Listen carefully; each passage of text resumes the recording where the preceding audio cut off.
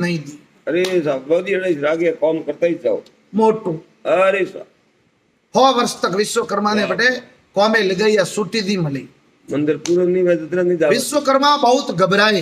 अरे साहब वे ब्रह्मा जी की शरण में गए। ब्रह्मा जी ने भगवान से प्रार्थना की कि भगवान एक ब्राह्मण बालक का रूप धारण कर इंद्र के पास पहुंचे और पूछने लगे, देवेंद्र मैं आपके अद्भुत भवन निर्माण की बात सुनकर यहाँ आया हूं।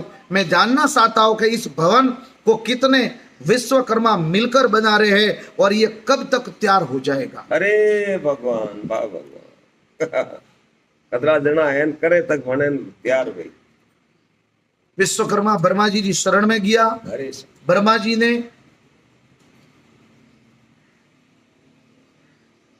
ने भगवान से प्रार्थना की अरे कि भगवान एक ब्राह्मण बालक का रूप धारण कर इंद्र के पास में पहुंचे और पूछने लगे, देवेंद्र मैं आपके अद्भुत भवन निर्माण की बात सुनकर यहाँ आया हूं।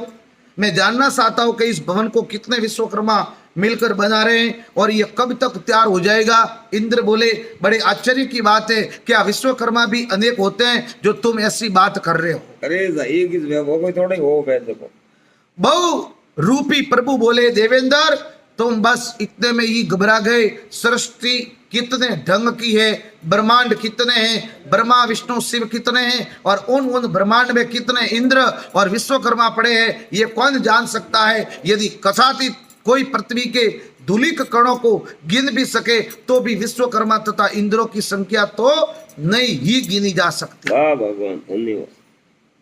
रेद्र समान यद्यपि कदाचित कोई पृथ्वी के धूली कणों को गिन भी सके अरे तो भी विश्वकर्मा तथा इंद्र की संख्या तो नहीं ही गिनी जा सकती। जिस तरह जल में नौकाएं दिखती है, इसी प्रकार मां विष्णु के लोम कूप रूपी सुनिर्मल जल में असंख्य ब्रह्मांड तैरते दिखने पड़ते हैं।